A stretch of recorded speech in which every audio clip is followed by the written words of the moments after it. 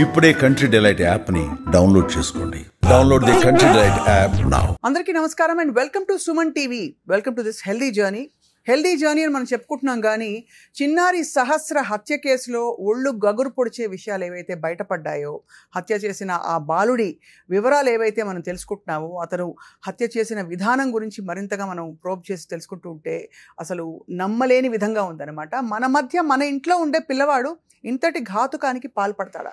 ఇంతకీ చిన్నపిల్లలలో ఈ criminal tendencies ఉన్నట్టుగా ఏ వయసులో పసిగట్టవచ్చు?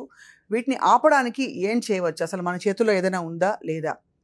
ఈ అంశంపై మాట్లాడబోతున్నాం. అందరికీ సుపరిచిత senior consultant pediatrician from Apollo hospitals doctor Sharmila గారు మనతో ఉన్నారు. డాక్టర్ షర్మిల గారు ఇన్ఫ్యాక్ట్ పిల్లల మెంటల్ హెల్త్ గురించి చాలా క్షుణ్ణంగా అధ్యయనం చేసిన డాక్టర్గా వాళ్ళు చెప్పబోతున్నారు చాలా విషయాలు. డాక్టర్ షర్మిల, చాలా డిస్టర్బింగ్గా ఉందండి. ఎవరు ఇంకా తేరుకోలేదు, కోలుకోలేదు. సో మీరు చూడంగానే ప్రైమా ఫేసి మీకు ఏం అర్థమైంది దీని గురించి? ఇది సర్ప్రైజింగ్ థింగ్ కాదు. అంటే ఆబ్వియస్గా సర్ప్రైజింగ్ థింగ్ కాదు అని అంటే రోజు జరుగుతుందని కాదు.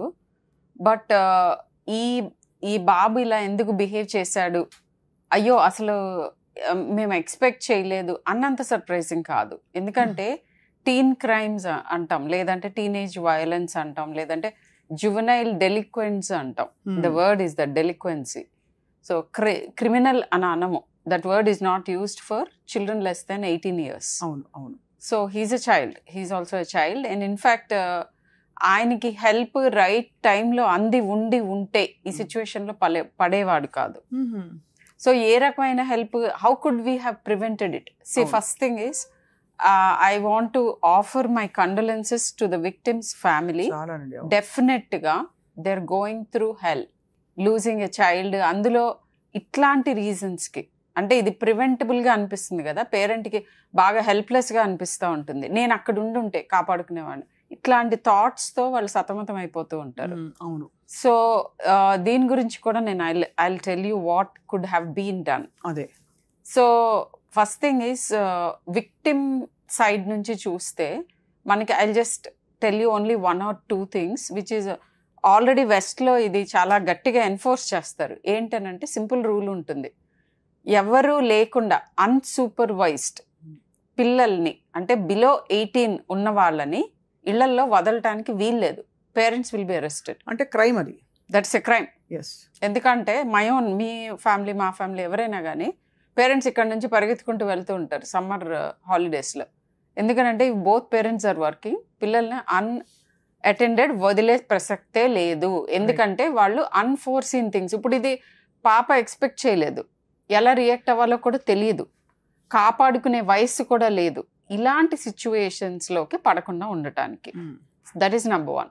So more importantly I think ఇప్పుడు ఈ క్రైమ్ చేసిన ఈ డెలిక్వెంట్ బాబు గురించి చెప్పాలి అని అంటే ఇది సడన్గా ఒక్కరోజు ఇట్లా విస్ఫోటం వచ్చి ఆయన సడన్గా వెళ్ళిపోయి చేసిన పని కాదు. సో టెండెన్సీస్ చూపించుంటాయి, డెఫినెట్గా ఉంటాయి.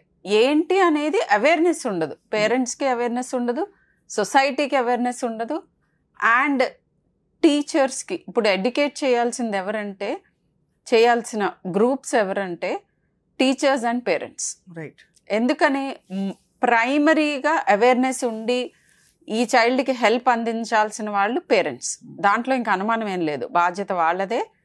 కానీ తెలియచెప్పాలి. ఏం తెలియచెప్పాలి? ఫస్ట్ థింగ్ ఈజ్ స్కూల్లో ప్రాబ్లమ్స్ వస్తున్నప్పుడు, స్కూల్లో ప్రాబ్లమ్స్ అని అంటే వాళ్ళ పర్ఫార్మెన్స్లో ప్రాబ్లమ్స్, అంటే స్కూల్లో చదువు సరిగ్గా రాకపోవటం, మార్కులు బాగా తక్కువ రావటం, అండ్ స్కూల్కి వెళ్ళటానికి విముఖత చూపించటం, వెళ్ళకపోవటం, స్కూల్కి వెళ్లకుండా అక్కడ ఎక్కడ తిరుగుతున్నట్టుగా వార్తలు అందుకోవటం parents.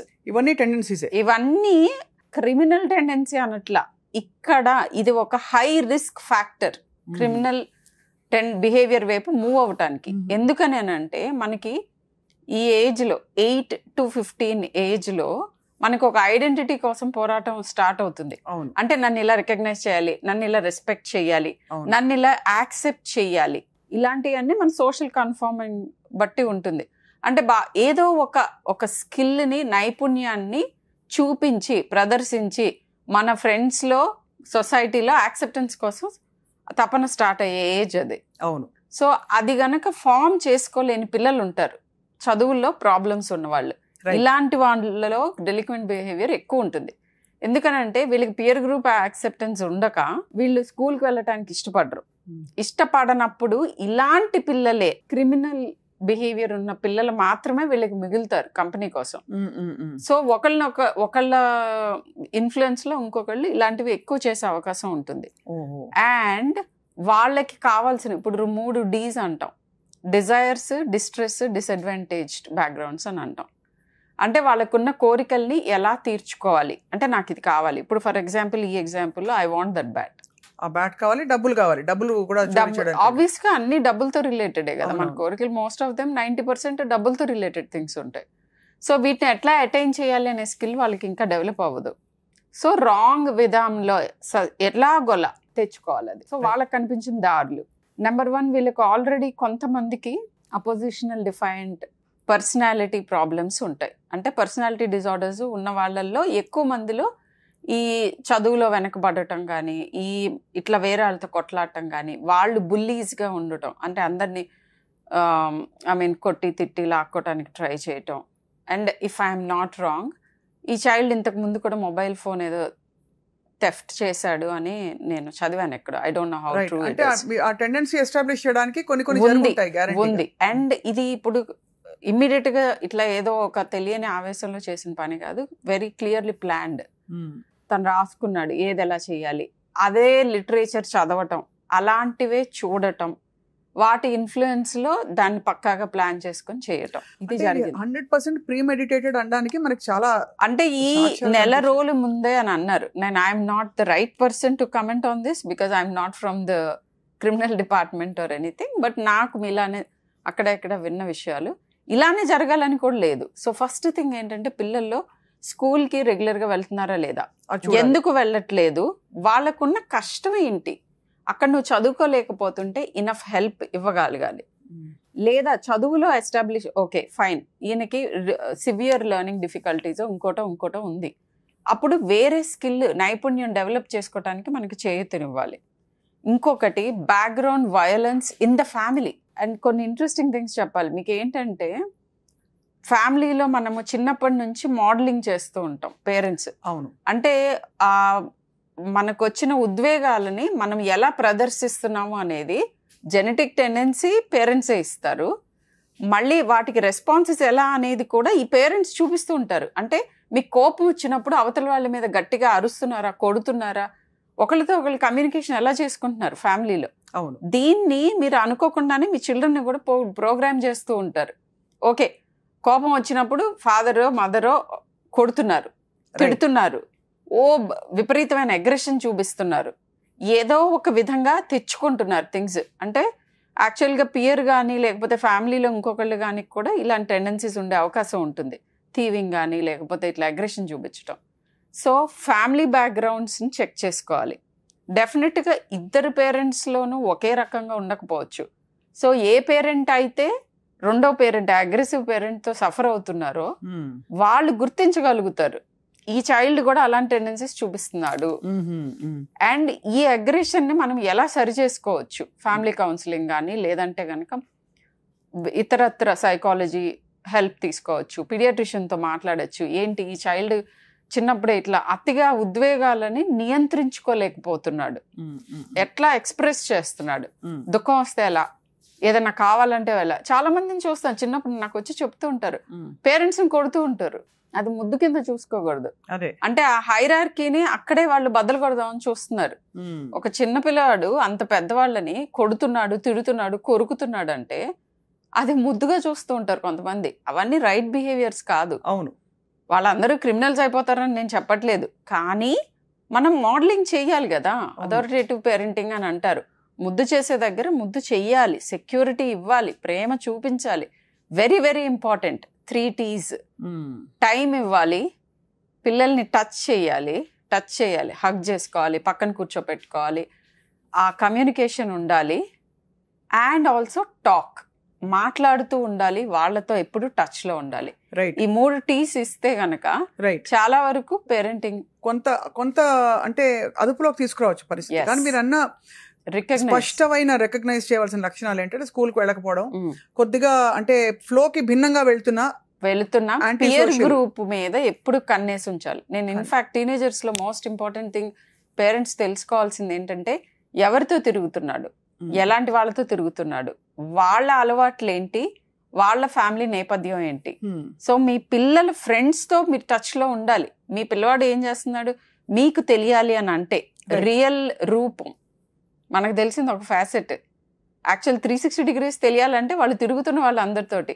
You are an average of the 5 close persons that you hang out with. అంతే. ఇది అంటే ఎన్నో స్టడీస్ లో తెలిసిన విషయం. ఇవి కాకుండా చాలా మంది అంటే ఇలాంటి సంఘటనలు జరిగినప్పుడు ఎమోషనల్ అయ్యి సినిమాల ఇన్ఫ్లుయెన్స్ ఒకటి, వీడియో గేమ్స్ ఇన్ఫ్లుయెన్స్ ఒకటి, ఇవన్నీ చెప్తుంటారు. ఇక్కడ వీడియో గేమ్ లో మనం విచక్షణ లేకుండా ఒక అవతల సైడ్ ఎవరో ఒక క్యారెక్టర్ ని చంపుకుంటూ పోవడం అన్నది ఒక థ్రిల్, ఒక హై. సో ఈ పర్టికులర్ సంఘటనకి ఇటువంటి వాటికి కూడా ఏమన్నా ముడిపడి ఉండొచ్చు? డెఫినెట్ గా ఉంటుంది. అయితే నేను ఇది ద అదర్ సైడ్ నుంచి ఆర్గ్యూ చేస్తాను. ఇప్పుడు ఇలాంటి ఈ రోజుల్లో సినిమాలు చాలా వరకు వెళ్ళి కూర్చుని చూడగలిగేటట్టుగా కూడా లేవు. ఎందుకనంటే మీరు వాట్ ఎవర్ వేరే ఎక్స్పోజర్ అవన్నీ వదిలేస్తే వయలెన్స్ విపరీతంగా ఉంటుంది. కానీ ఎందుకు అలా తీయగలుగుతున్నారు, ఎందుకు ఆ సినిమాలు ఆడుతున్నాయి? It is a reflection of society కదా. మనకి ఆ లెవెల్లో అంత తీవ్రంగా అంత భయానకమైన చూపిస్తేనే మనకి సాటిస్ఫాక్షన్ వస్తుంది. సర్వసాధారణం అయిపోయింది సినిమాలు. అసలు అంటే మెంటలీ డీవియంట్ పీపుల్ మీదనే మూవీ అంతా తిరుగుతూ ఉంటుంది. అండ్ మెంటలీ డీవియంట్ అతను కనీసం విలన్ కూడా కాదు, నార్మల్ క్యారెక్టర్స్ కూడా అందరూ మెంటలీ డీవియంట్ గా ఉంటారు అండ్ దాన్ని హైప్ చేస్తారు. అదొక్కటే కాదు, వాళ్ళు తీసే వాళ్ళని నేను ఎక్కువ ఏమనను. వాళ్ళు ఎందుకు తీస్తారు? వాళ్ళు కోట్లతో తీస్తున్నారు. మార్కెట్ లేకపోతే ఎలా తీయగలుగుతారు? అవును. సో యాజ్ అ సొసైటీ మనం చేంజ్ అవుతున్నాం. అవును. We are liking more extreme and deviant things అని అర్థం. కరెక్ట్. సో దీనికి జరగటానికి రీజన్ ఏంటంటే when we lose touch with నేచర్తో కంప్లీట్గా డిస్కనెక్ట్ అయిపోతాయి. సో పిల్లల్ని compulsory soil, air, green, trees వీటితో కంపల్సరీ ఎవ్రీడే టచ్లోకి వెళ్ళాలి. మనలో ఉన్న ఉద్వేగాలు, రాంగ్ ఇమోషన్స్ అన్ని డిస్పేట్ అవుతాయి. తప్పకుండా. I think nature has a calming effect on us. So true అండి. ఈ కాంటెక్స్లో ఈ గ్యాడ్జెట్స్తో అనుబంధాలు ఎక్కువ అయిపోయిన తర్వాత పిల్లలకి రియల్ రిలేషన్షిప్స్ మీద ఎంతవరకు పోయిందంటే అందరూ వెళ్ళి ఇప్పుడు సహస్రని అతను దారుణంగా చంపినట్టుగా చంపకపోవచ్చు, కానీ మధ్య లెవెల్లో ఉండే చాలా తప్పులు, చిన్న చిన్న దొంగతనాలు, అబద్ధాలు ఆడడం, వాళ్ళ పని కానిచ్చుకోవడానికి ఏదో చెప్పి మ్యానిపులేట్ చేయడం, ఇవి కూడా క్రిమినల్ టెండెన్సీసే యాక్చువల్ టెండెన్సీ రూపంలో చూస్తే. మీరేమంటారు షర్మిల గారు? బికాస్ చాలా మంది పేరెంట్స్ ఏమంటారంటే ఆ మగపిల్లలు అల్లరి చేయకపోతే ఎవరు చేస్తారు? అదే. సో అల్లరేంటి అండ్ అన్యాక్సెప్టబుల్ బిహేవియర్స్ ఏంటి అనే దాని మీద చాలా మందికి అవగాహన ఉండదు. అవును.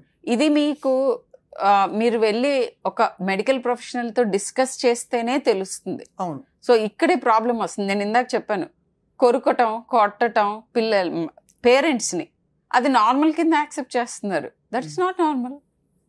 ఎందుకంటే తనకంటే పెద్దవాళ్ళని, పవర్ఫుల్ వాళ్ళని వాడు ఇంత అన్నప్పుడే కొట్టడానికి ఆ అగ్రెషన్ చూపిస్తున్నాడు అని అంటే communication skills, social behavioural patterns ఈ వీటిల్లో డెఫిసిట్స్ ఉంటేనే వాళ్ళకి అట్లా అవుతుంది. సో అవి మొగ్గలో ఉన్నప్పుడు అంటే మనం ఏదో కౌన్సిలింగ్ ఇస్తే ఇట్లా ఉన్న వాళ్ళు అట్లా అయిపోతారా అని అడిగే వాళ్ళు చాలా మంది ఉన్నారు.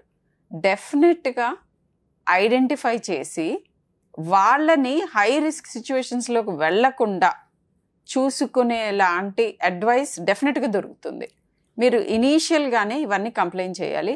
అండ్ మోర్ ఇంపార్టెంట్లీ నేను బిగినింగ్లో చెప్పాను, టీచర్స్ని కూడా ఐడెంటిఫై చేయటానికి వాళ్ళందరికీ యాక్చువల్లీ చైల్డ్ సైకాలజీ కొంచెం చెప్తారు వాళ్ళ ట్రైనింగ్లో. ట్రైన్ టీచర్స్ అందరికీ చెప్తారు, ఇవి రెడ్ ఫ్లాగ్స్, ఇలా బిహేవ్ చేస్తున్న చైల్డ్ గురించి మీరు రిపోర్ట్ చేయాలి అని చెప్తారు.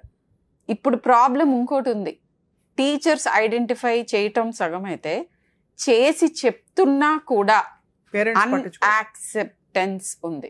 ఎందుకంటే చెప్పడం మానేస్తారు, డిఫెన్సివ్ అయిపోయి అంతే. టీచర్లు సరిగ్గా చెప్పట్లేదు, అందుకే పిల్లవాడు స్కూల్కి వెళ్ళడం లేదు అని బ్లేమ్ చేసిన పరిస్థితి అదొకటి. అండ్ మీ పిల్లవాడు బిహేవియర్ అన్యాక్సెప్టబుల్ గా ఉంది, చాలా ఇలా కొడుతున్నాడు, లేకపోతే ఎక్కువ డిస్టర్బ్ చేస్తున్నాడు, క్లాస్ రూల్స్ ఫాలో అవ్వట్లేదు అని చెప్పగానే they'll be up in arms against the teachers.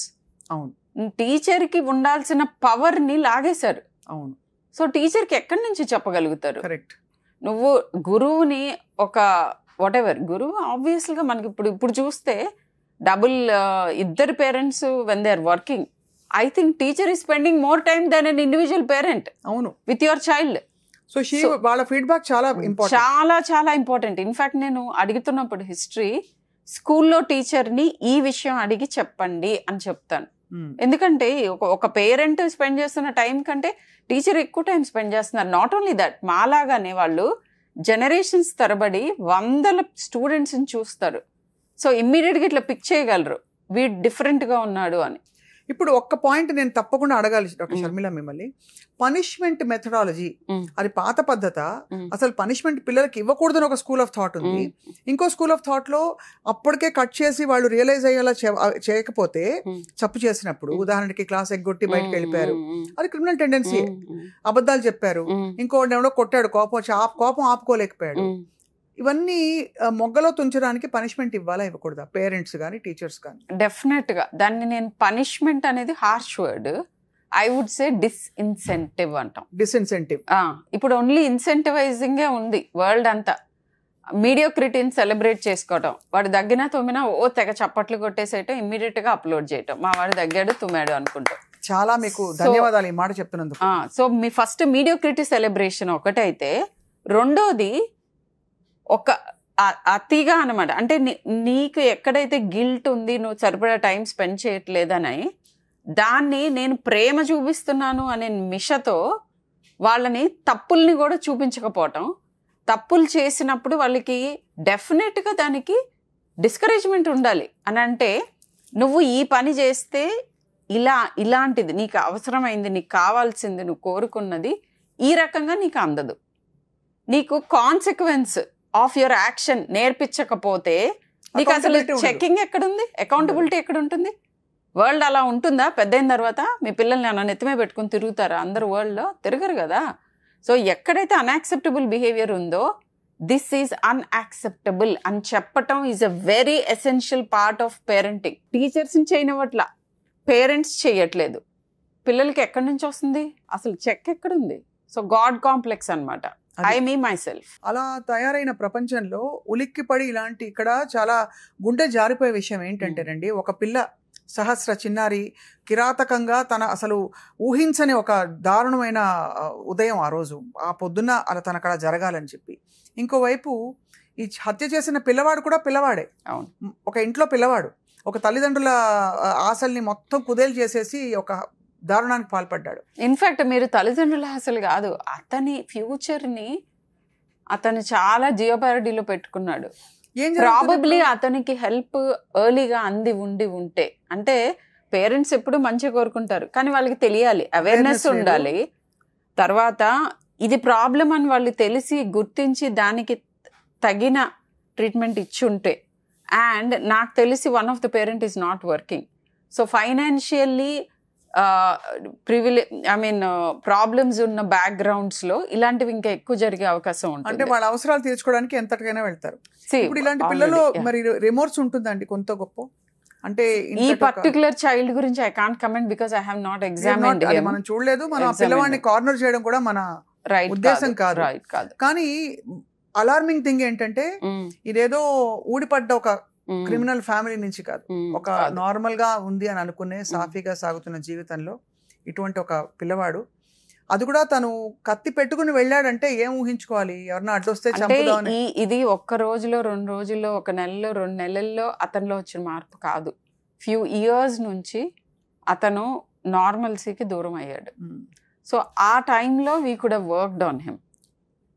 And ఇక్కడి నుంచి ఈ చైల్డ్ మీద చాలా డెఫినెట్గా చాలా కన్స్ట్రక్టివ్గా ఇంటెన్స్గా వర్క్ జరిగితేనే ఇతను అడల్ట్ క్రిమినల్ అవ్వకుండా ఆగుతాడు. సో ఇతనికి ఏమన్నా అటెన్షన్ డెఫిసిట్స్, హైపర్ యాక్టివిటీ ఉందా, అందుకని చదవలేకపోయాడా, ఒపోజిషనల్ డిఫైన్డ్ డిజార్డర్స్ ఏమన్నా ఉన్నాయా, కాండక్ట్ డిజార్డర్స్ ఇంకా వేరే ఇతరత్ర ఏమన్నా ఉన్నాయా, personality problems, border line personalities అంటారు, అలాంటి ఇష్యూస్ ఏమన్నా ఉన్నాయా.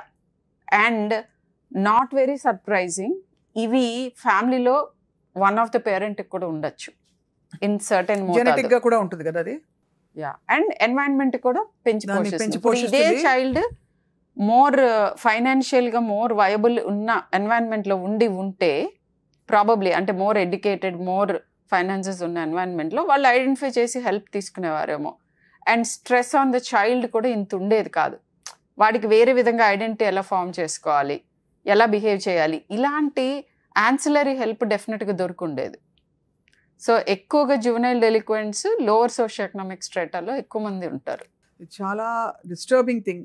ఇవాళ as we wind up doctor Sharmila, do's and don'ts అంటే ఇప్పుడు అందరూ వాళ్ళ పిల్లల మీద ఒక కన్నేసి ఉంచాలనేది ఒక ఫండమెంటల్ బాటమ్ లైన్. అండ్ ఇప్పటి వరకు మనం పట్టించుకోవట్లేదు వాళ్ళ రూమ్లో ఏమవుతుంది, వాళ్ళ మంచం కింద ఏం పెట్టారు, ఇలాంటివన్నీ కూడా ఇంకోసారి వాళ్ళ స్కూల్ పుస్తకాలు తెరిచి వెనక పేజీలో ఏం రాశారో ఒక్కసారిగా చూసుకోవాల్సిన సమయం.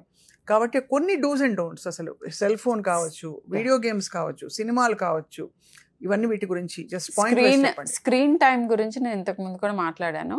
నియంత్రణ ఉండాలి. స్క్రీన్స్ లేకుండా ఏ చైల్డ్, ఏ పేరెంట్, ఏ టీచరు ఏ పని చేయలేరు. Screen is a part of our life. దాన్ని ఫస్ట్ యాక్సెప్ట్ చేయాలి. పార్ట్ అనగానే అదే ప్రపంచం అవ్వకూడదు. It's a part of our life. And దాని మీద కంట్రోల్, ఎంతసేపు ఎంత ఏం చూస్తున్నారు ఇవన్నీ. రెండోది నేను చెప్పినట్టుగా టచ్, టైమ్ అండ్ టాక్, ఈ 3 T's మెయింటైన్ చేయాలి ప్రతి ఒక్కళ్ళు. 8 ఏళ్ల లోపు 7 ఏళ్ల లోపు ఎక్కువగా ఫిజికల్ నీడ్స్ ఉంటాయి. ఎత్తుకోమని, ఫుడ్ పెట్టమని, పడుకోబెట్టమని, ముక్కులు తొడవ ఇలాంటి. బట్ ఆ తర్వాత నుంచి మెంటల్ నీడ్స్ ఎక్కువ అవుతాయి. ఇమోషనలీ సెక్యూర్ ఎన్వైరన్మెంట్ ప్రొవైడ్ చేయడానికి most important thing inter parental relationship.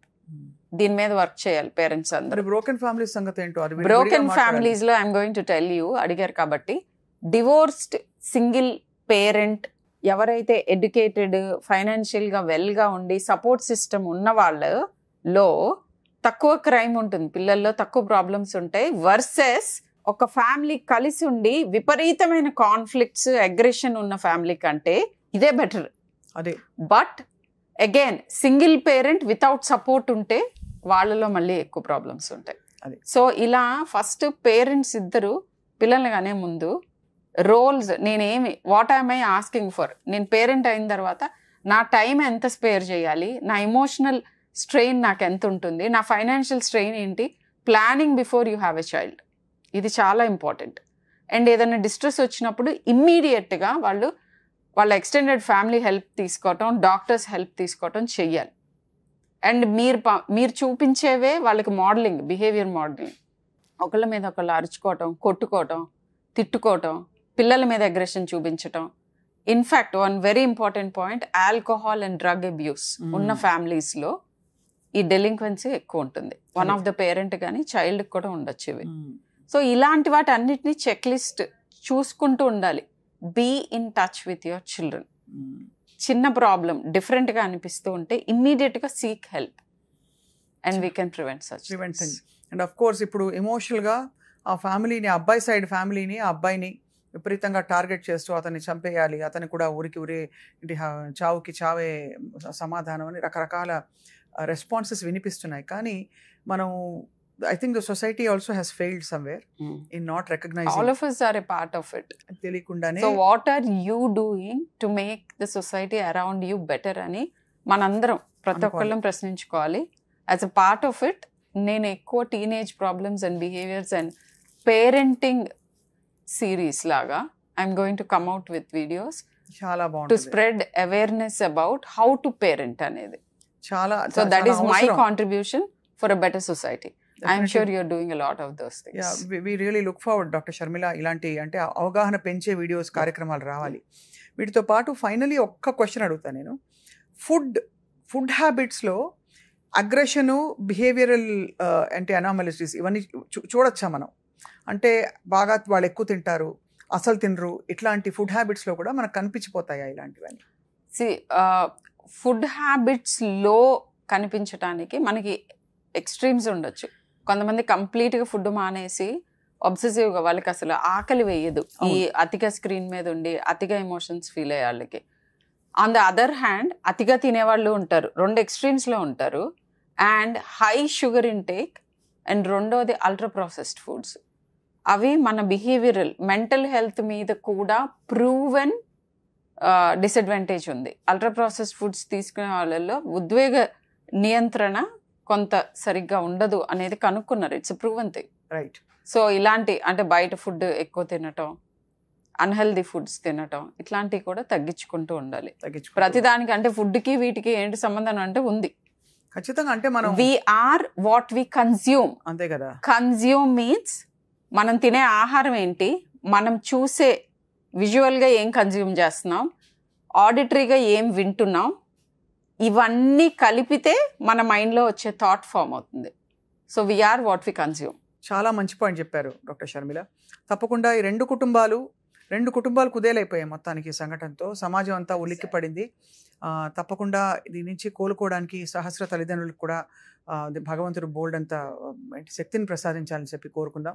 అలాగే ఈ పిల్లవాడి తల్లిదండ్రులు కూడా మరి ముందు భవిష్యత్తులో అతని భవిష్యత్తు ఎలా ఉండబోతోందని ప్రశ్న క్వశ్చన్ మార్క్ మిగిలిపోయింది మనందరిలో. తప్పకుండా ఇటువంటి కార్యక్రమాల ద్వారా తెలుసుకుందాం, చర్చిద్దాం. Thank you very much doctor Sharmila. Suman టీవీలో మీ పర్సనల్ అండ్ బిజినెస్ ప్రమోషన్స్ కోసం కింది నెంబర్కి కాంటాక్ట్ చేయండి.